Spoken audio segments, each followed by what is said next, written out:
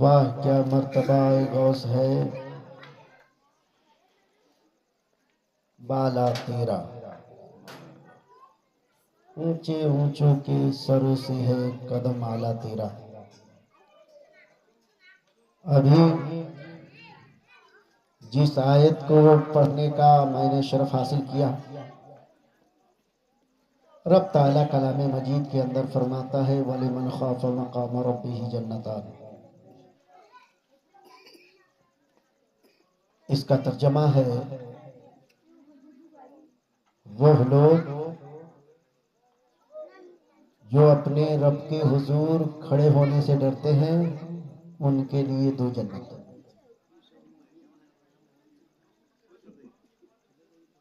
وہ لوگ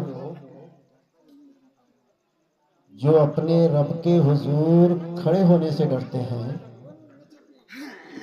ان کے لیے دو جنت۔ اور پھر اسی آیت کی تفسیر دوسری آیت سے رب تبارک و تعالی دوسری جگہ یوں فرماتا ہے وَأَمَّا مَنْ خَافَ مَقَامَ رَبِّهِ وَنَهَى النَّفْسَ عَنِ الْهَوَىٰ فَإِنَّ الْجَنَّةَ هِيَ الْمَأْوَىٰ۔ 27ویں پارے میں سورہ الرحمن میں جو رب تعالیٰ فرمایا وَلِمَنْ خَافَ مَقَامَ رَبِّهِ جَنَّتَانِ فَبِأَيِّ آلَاءِ رَبِّكُمَا تُكَذِّبَانِ۔ تو یہ آیت طیبہ کہ وہ لوگ جو اپنے رب کے حضور کھڑے ہونے سے ڈرتے ہیں، اس کی تفسیر دوسری آیت سے اللہ تعالیٰ دوسری جگہ فرماتا ہے وَأَمَّا مَنْ خَافَ مَقَامَ رَبِّهِ وَنَهَى النَّفْسَ عَنِ الْهَوَىٰ فَإِنَّ الْجَنَّةَ هِيَ الْمَأْوَىٰ۔ اس کا ترجمہ یہ ہے کہ وہ لوگ جو اپنے رب کے حضور کھڑے ہونے سے ڈرتے ہیں اور اپنے نفس کو یعنی اپنے نفس کو غلطی سے روکتے ہیں، شہوانیت سے روکتے ہیں، کذب و بہتان سے روکتے ہیں، خطا و نسیان سے روکتے ہیں، فَإِنَّ الْجَنَّةَ هِيَ الْمَأْوَىٰ۔ تو اس کا بدلہ جو ہم سب کے رب نے دیا اس شخص کے لیے وہ ہے جنت المأویٰ۔ اور مفسرین اکرام کہتے ہیں جنت المأویٰ کے ساتھ ساتھ جنت العدن، جنت المأویٰ کے ساتھ ساتھ جنت العدن ہے۔ اب آپ سوچیں گے کہ یہ وہ لوگ جو اپنے رب کے حضور کھڑے ہونے سے ڈرتے ہیں یہ کیا ہے؟ تو اسے جان لیجئے سب لوگ، ہم میں سے کوئی بھی جب ہم اپنی زندگی کو گزارتے ہیں تو کبھی کبھی ایسے مرحلے بھی آ جاتے ہیں زندگی میں کہ دوستوں کے چکر میں پڑ کر کے جو غلطی نہیں کرنا ہے اسے بھی کر بیٹھتے ہیں۔ اور خاص طور سے شادیوں میں جو بچہ کبھی بیئر نہیں پیتا ہے، دوست کہا کہ شادی ہے، بھائی کی شادی ہے، چلو آج بیئر پیتے ہیں، قریب پہنچتا پیتا ہے۔ اس آیت کو اپنے ذہن و دماغ میں رکھو وَلِمَنْ خَافَ مَقَامَ رَبِّهِ جَنَّتَانِ۔ وہ لوگ جو اپنے رب کے حضور کھڑے ہونے سے ڈرتے ہیں، مطلب یہ ہے کہ جب آپ اپنی زندگی کو گزارتے ہو، اس دنیا میں ہو، تجھے پتا ہے اپنے رب پر ایمان رکھ رہے ہو، تمہارا خالق تمہیں پیدا کیا ہے، اس دنیا کی نعمتوں سے تجھے سرفراز کیا ہے۔ جب تم اپنی زندگی کو گزارو، جب ایسے موقع پر پہنچو، ایسے محل میں پہنچو، ایسی جگہ پر پہنچو، تو پہنچنے کے بعد میں جب تمہیں یقین ہو جائے کہ اب مجھ سے گناہ ہو جائے گا اور بچنے کا کوئی راستہ نہ ہو، تو تم اس آیت کو اپنے زبان پر ضرور لانا وَلِمَنْ خَافَ مَقَامَ رَبِّهِ جَنَّتَانِ۔ مطلب یہ ہے کہ آج میں نے اپنے دل سے کہو کہ آج شرارت النفس کی وجہ سے، تیری کمی کی وجہ سے اگر اس گناہ کا ارتکاب کر لیا تو کل آنکھیں بند ہوں گی۔ فَمَنْ يَعْمَلْ مِثْقَالَ ذَرَّةٍ خَيْرًا يَرَهُ وَمَنْ يَعْمَلْ مِثْقَالَ ذَرَّةٍ شَرًّا يَرَهُ۔ کل جواب دینا پڑے گا، رب پوچھے گا کہ تو نے اس آیت کو نہیں پڑھا، میرے کلام کو نہیں سنا، اس کی تفسیر کو تو نے نہیں جانا، نہیں پڑھا، نہیں سمجھا، کہ وہ لوگ جو میرے حضور کھڑے ہونے سے ڈرتے ہیں. میرے حضور کھڑے ہونے کا مطلب کیا ہے؟ میرے حضور تو ڈھنگ سے وہی کھڑے ہوں گے نا جو گناہ نہیں کریں گے، غلطیوں سے بچیں گے. میرے حضور وہی کھڑے ہوں گے نا جو نماز کی پابندی کریں گے. میرے حضور وہی کھڑے ہوں گے نا جو قرآن کی تلاوت کریں گے. میرے حضور وہی کھڑے ہوں گے نا جو سچ بولیں گے. میرے حضور وہی کھڑے ہوں گے نا جو شریعت کے حدود میں اپنی زندگی کو گزاریں گے. لیکن وہ شخص جو شریعت کے حد کو پار کیا ہے، وہ شخص جو قرآن کی توہین کیا ہے، وہ شخص جو گناہ کبیرہ کا ارتکاب کیا ہے، وہ شخص جو حد کفر تک کے پہنچا ہے، وہ شخص جو ایسے گناہ کو کر لیا ہے جو وہ بالکل اپنے نفس کی وجہ سے بالکل اس کا کرنا مجبوری نہیں تھا، لیکن پھر بھی اس کا ارتکاب کیا. ایک واقعہ بتاتا ہوں، چونکہ یہ غوث پاک کا مہینہ ہے. شاہ فتح اللہ اشرفی، کچھوچا شریف کا نام آپ نے سنا ہوگا. شاہ فتح اللہ اشرفی بہت پائے کے ولی ہیں، بہت پائے کے ولی ہیں.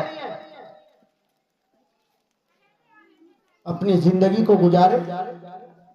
ایک دن آیا، منگل کے دن ان کے جسم سے روح نکل گئی. کس دن؟ منگل کے دن. لیکن آپ جائیے گا کچھوچا، اگل بگل میں ہندو لوگ ہیں کہ نہیں؟ ہیں ہیں. اسی بمنالیا میں دیکھ لیجئے، پڑوسی ہمارا ہندو ہے کہ نہیں ہے. اب ان کے جسم سے روح نکلی ہے.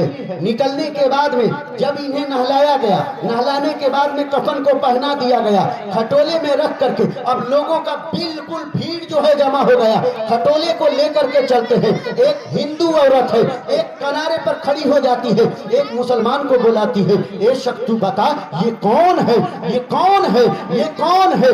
اتنے لوگ آ چکے، آج سے پہلے بھی تو مرتے دیکھا ہے، اتنے لوگ تو نہیں آتے ہیں، لیکن اس کے جنازے میں کون اور کتنے لوگ آ گئے ہیں، آخر یہ کون ہے؟ اس مسلمان نے کہا تمہیں پتہ نہیں ہے؟ یہ اللہ کے ولی شاہ فتح اللہ اشرفی ہے، اللہ کے ولی ہیں. معلوم ہے وہ ہندو عورت کیا کہتی ہے؟ کہتی ہے ولی ہے. ولی کا معنی بتاؤ. کہا کہ ولی کا معنی دوست ہوتا ہے. تو اللہ کا دوست کون ہوتا ہے یہ بتاؤ.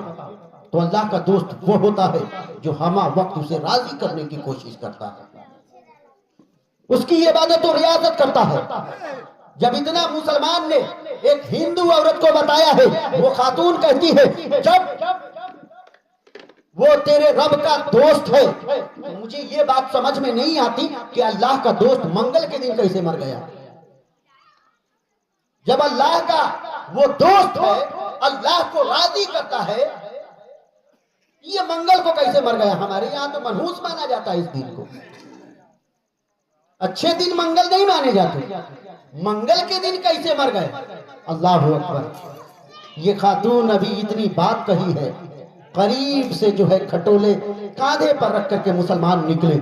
جیسے ہی اس عورت کے قریب سے کھٹولے کو لے کر کے گئے، شاہ فتح اللہ اشرفی ہے، کھٹولے پر اٹھ کر کے بیٹھ جاتے ہیں اور کہتے ہیں کہ بیٹی تو ہی بتا کہ اگر جو اللہ کا ولی ہو اسے کس دن مرنا چاہیے، تو بتا.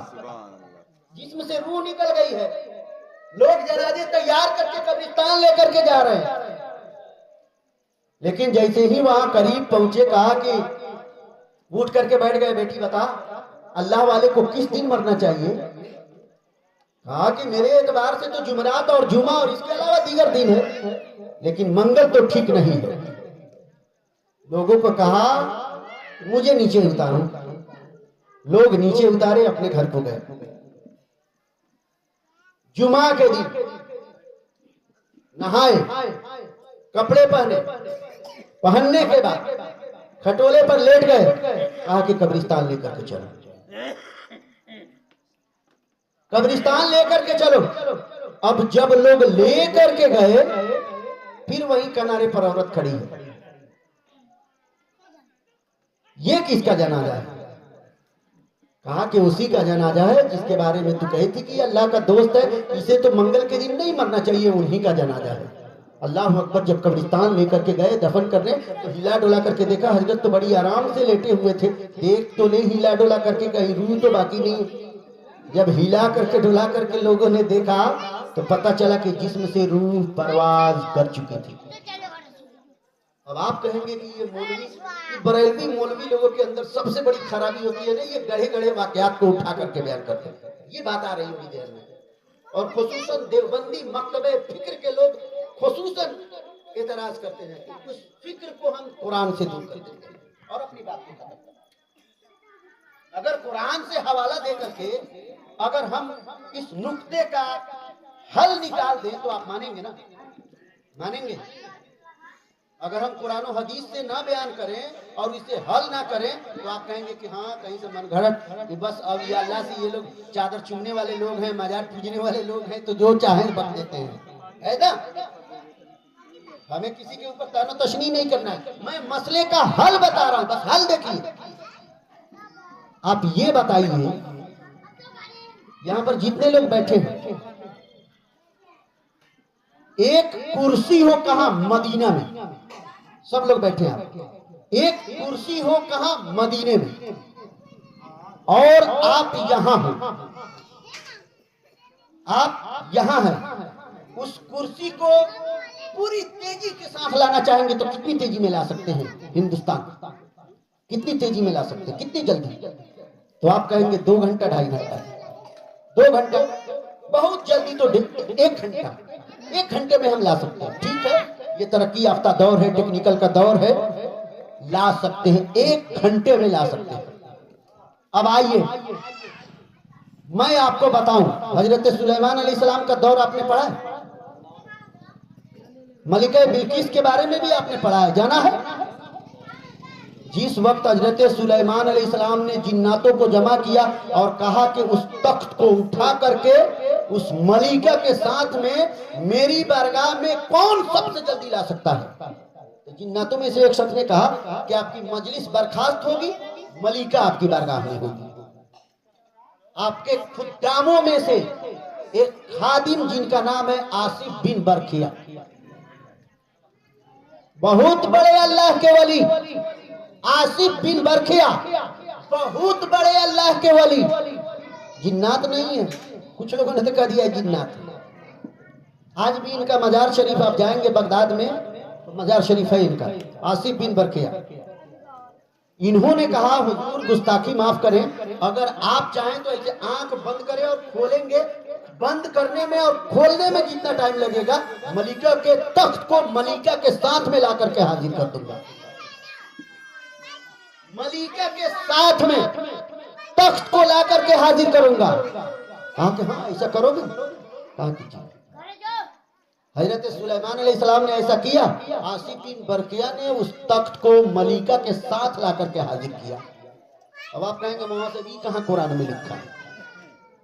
ٹھیک ہے نا، قرآن ہی میں لے چل رہے ہیں. اتنا تو سمجھ لیے نا، سمجھ لیے. اور آئیے سورۃ المریم کبھی پڑھے آپ؟ نہیں پڑھے تو سن لیجیے. حضرت مریم علیہ السلام کے پاس جب بھی حضرت زکریا علیہ السلام آتی تھی، کلما دخل علیہا زکریا المحراب وجد عندہا رزق. اس آیت کریمہ میں آپ دیکھیں گے حضرت زکریا علیہ السلام جب حضرت مریم کے پاس تشریف لے آتے تھے تو ٹھنڈی کے پھل گرمی میں پاتے تھے اور گرمی کے پھل ٹھنڈی. اب میں آپ سے پوچھوں ایک سوال آپ سے کہ حضرت مریم نبیہ تھی کیا؟ تو آپ کا جواب ہوگا عورتوں میں تو کوئی نبیہ ہوئی نہیں، اس منصب پر عورتوں کو فائز ہی نہیں کیا گیا. تو اب ایک ہی جواب ہوگا، ولیہ تھی. جواب کیا ہوگا؟ ولیہ تھی. تو اب ٹھنڈی کے پھل گرمی میں اور گرمی کے پھل ٹھنڈی میں. اب میں آپ سے پوچھتا ہوں آپ کے یہاں بھی ایسا ہوتا ہے کیا؟ آپ کے گھر میں بھی ایسا ہوا؟ کیوں؟ وہ بھی انسان آپ بھی انسان، لیکن ان کے ساتھ ایسا ہو رہا ہے، آپ کے ساتھ ایسا نہیں ہو رہا ہے۔ پتہ یہ چلا کہ حضرت مریم علیہ السلام کا ایسا کوئی پھیل تھا، ان کا کوئی ایسا عمل تھا کہ اللہ تبارک و تعالی اوروں سے ان کو ممتاز کر دیا تھا، اور گرمی کے پھل کو ٹھنڈی میں اور ٹھنڈی کے پھل کو گرمی میں دے دیا کرتا تھا۔ یہ اللہ والے جو ہوتے ہیں اپنے اعمال کے بنا پر، اپنے تقوی کے بنا پر، بلکہ میں تو یہ کہوں اذا سلک السالک الى طریق اللہ لا ينظر الى الیمین ولا الشمال بل ينظر الى وجہ اللہ۔ جب ایک سالک اللہ کے راستے پر چلتا ہے تو چلنے کے بعد اپنے شمال، اپنے جنوب، اپنے آگے، اپنے پیچھے کی پرواہ نہیں کرتا ہے، بلکہ اس کی مرضی یہی ہوتی ہے، وہ چاہتا یہی ہے کہ میرا رب راضی ہو جائے، اور ہر پھر وہی کرتا ہے جس سے اس کا رب راضی ہو، منانے کی کوشش کرتا ہے۔ تو یہ اللہ والے جو ہوتے ہیں، آپ ایک بات اور سمجھ لیجئے قریب سے، ہمیں دیکھنے کی ضرورت پڑتی ہے تو آنکھ بند کرتے ہیں کہ کھولتے ہیں؟ مائک کو دیکھنا ہے آنکھ بند کر کے دیکھیں گے کہ کھول کے؟ کھول کے۔ لیکن ایک شاعر کہتا ہے الٹے ہی چال چلتے ہیں دیوان گانے عشق، آنکھوں کو بند کرتے ہیں دیدار کے لیے۔ جائیے نا پیٹھیے گا شاعر کو، یہ کیا کہہ دیا تھا؟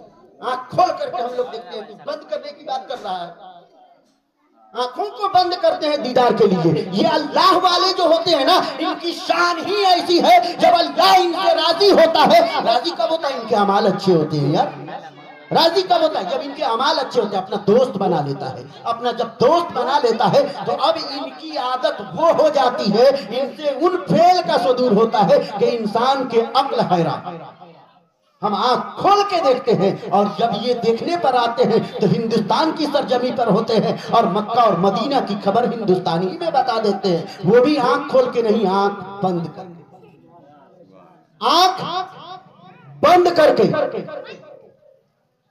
اب آئیے تھوڑا سا اور قریب سے، اصحاب کہف کا واقعہ آپ نے پڑھا قرآن میں؟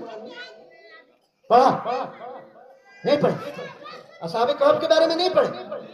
پوری سورت ہے تو اس میں جو ان کی تعداد ہے، اس پر مفسرین کا بہت سارا اختلاف ہے۔ اس اختلاف سے بچتے ہوئے 300 سال سے زیادہ دن اس گھر میں رہے۔ کتنے؟ 300 سال سے زیادہ۔ اب میں آپ سے پوچھوں سب کے سب نبی ہیں؟